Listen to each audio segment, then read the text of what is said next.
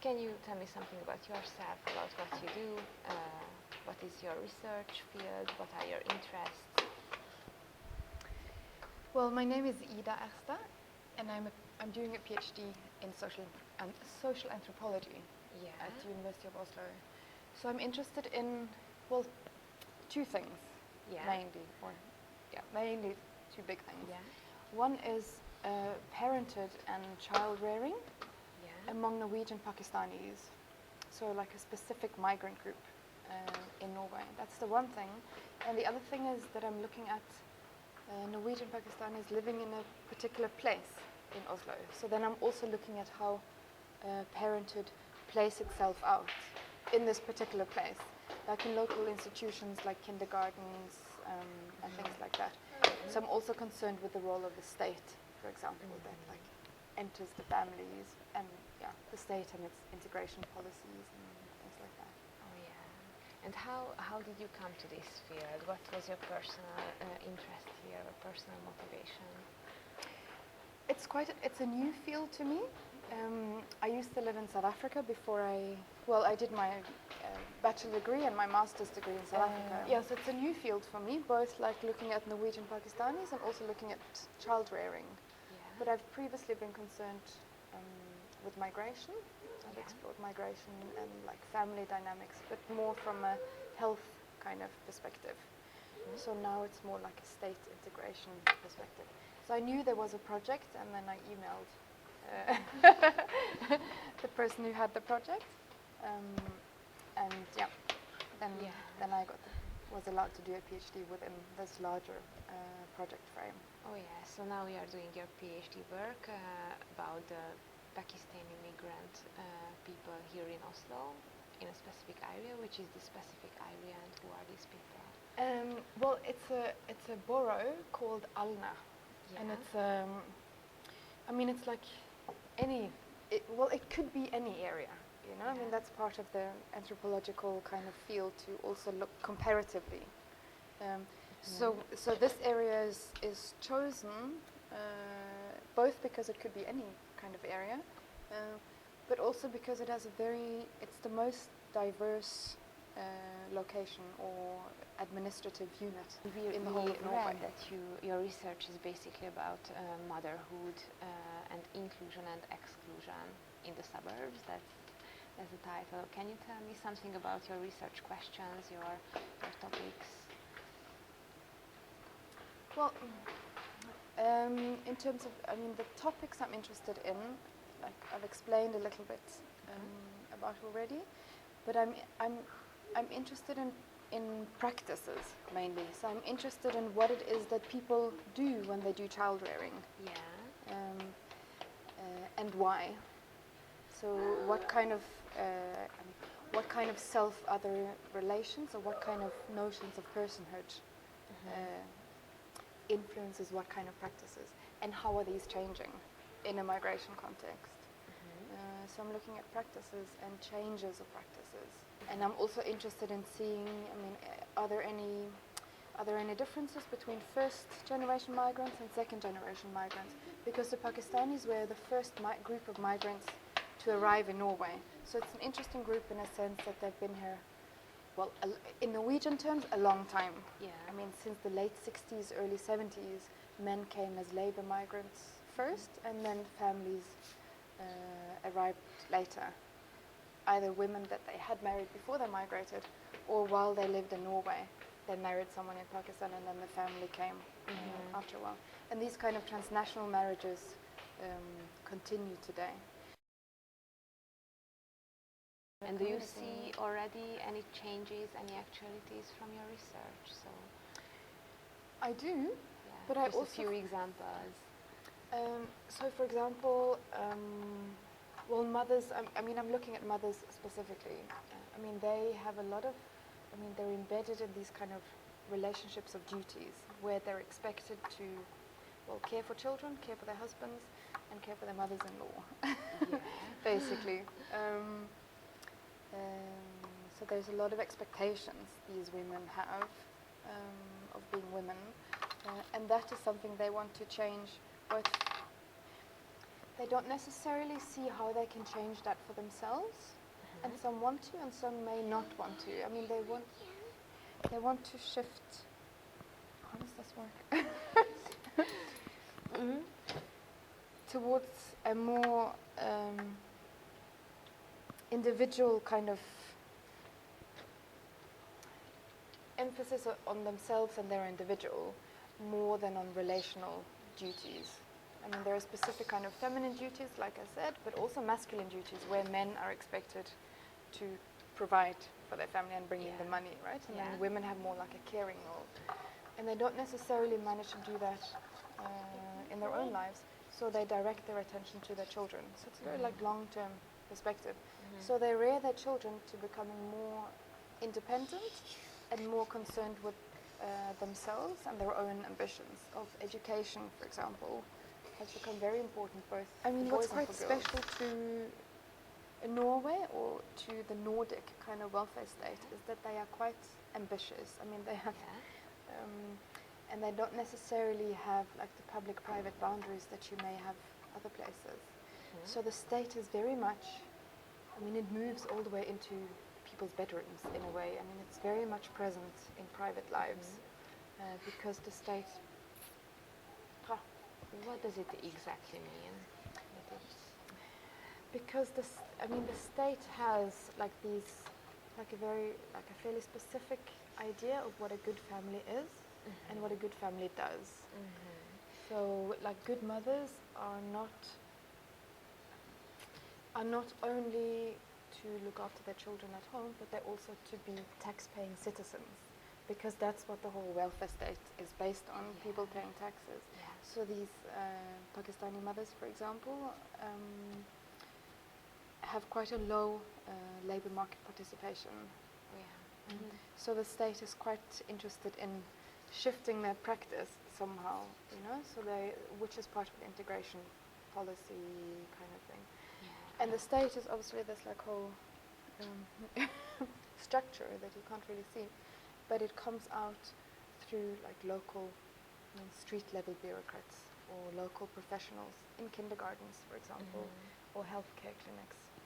So people working in kindergartens and healthcare clinics that are in contact with the mothers. I mean, they will often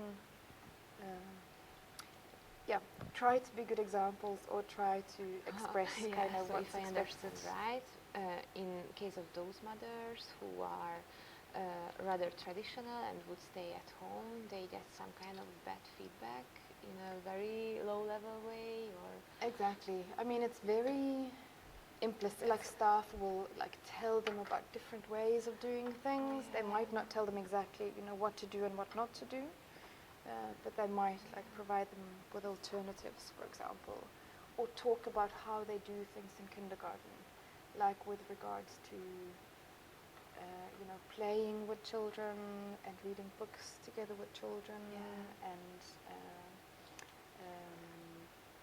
how they should treat, you know, boys and girls, you know, equally, and not just teach girls to cook, but also boys to cook, you know, and girls to cycle, and not just boys to cycle, you know, things like that.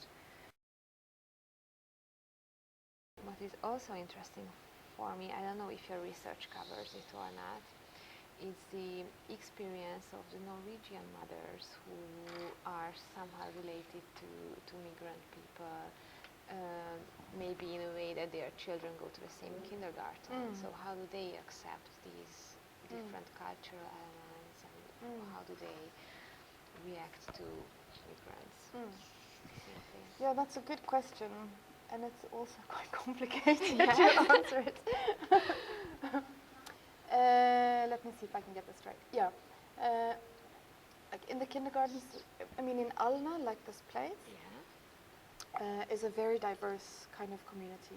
So, for example, some school classes have no majority children at all. But among younger children, I mean, there are quite a few minority. Some school classes have no majority children at all. But when the children are younger, there are more majority children.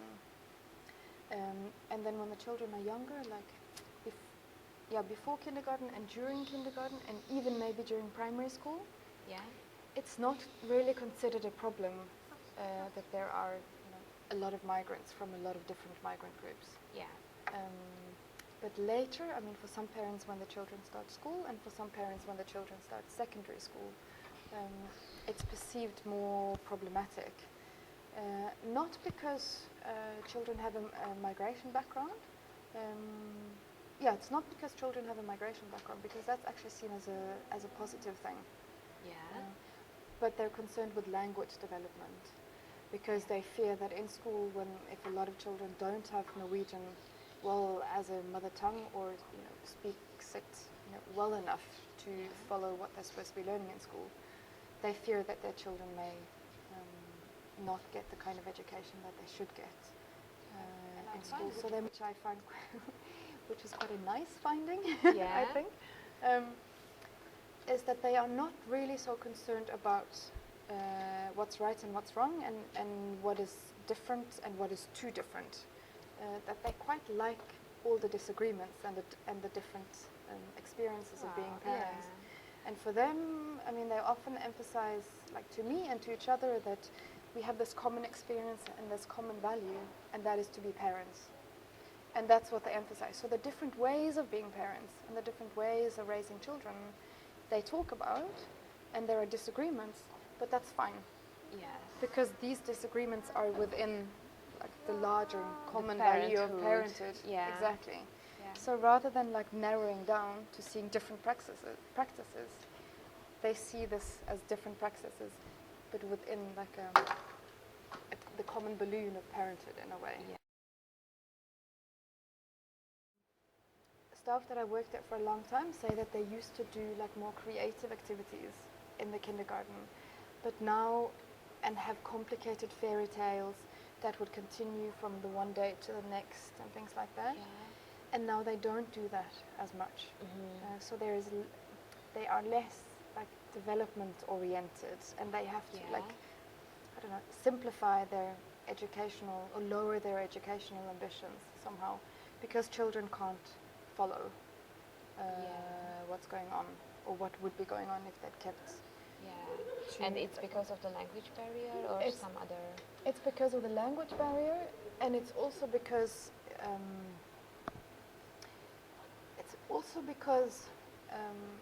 there is more noise and more movement, among the children. Yeah.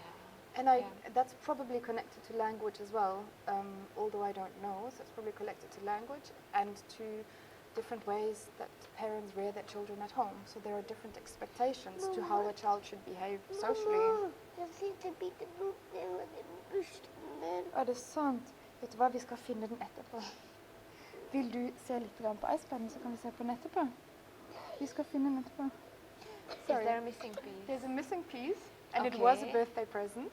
We will find it. We will find it. So I don't quite know where it is. Yes, I was saying, I mean, this language thing comes out in kindergarten as well, but it's not considered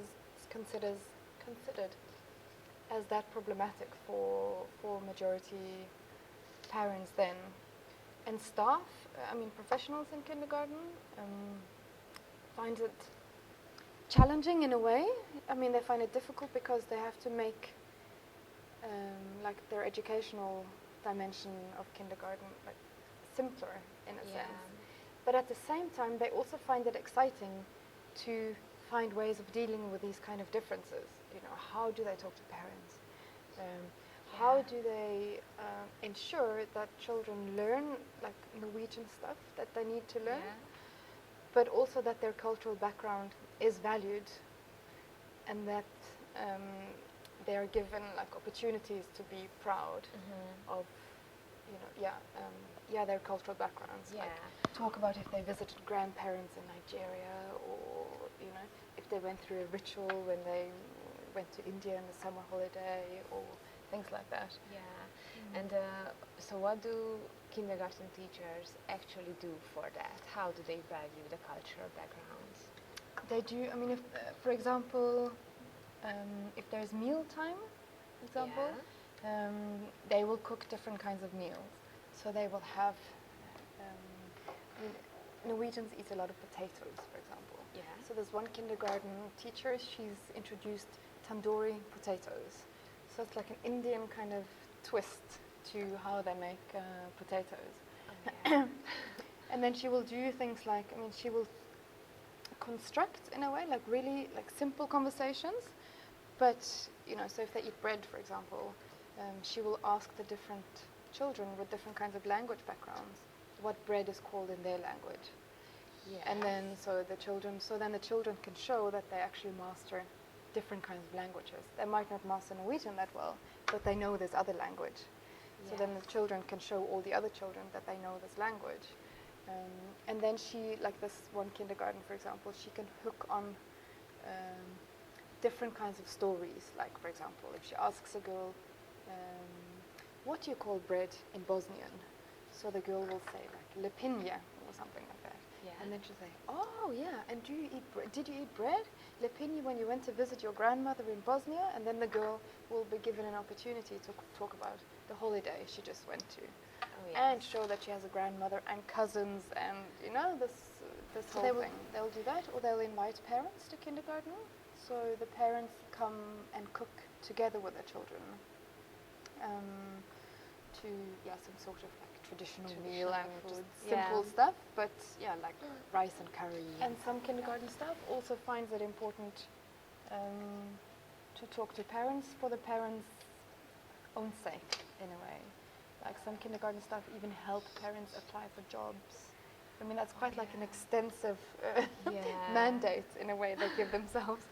Or like check their CV for spelling mistakes, or help them make an email address and things So like they that. really provide a very practical help for their integration. and their Absolutely. everyday life level. Yeah, Oh, that's very, very Yeah. nice.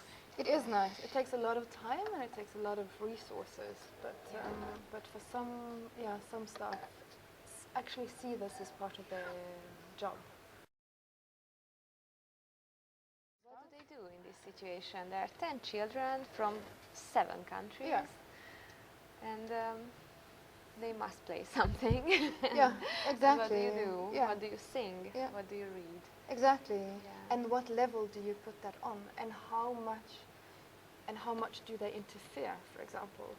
So, like if there are 10 children from 7 different Yeah. countries, and 2 of them happen to come from Pakistan, and they speak Urdu amongst each other, do you then intervene and say like, no, look, this is a Norwegian kindergarten and we're here, now you're excluding other children that don't speak Urdu, so please don't speak Urdu. Or do you let them speak that in certain contexts, but not around the table when everyone's When eating everyone's together? there? Yeah. Nice questions. Yeah, I mean, it's really like, what are the boundaries? And that's something like they negotiate all the time.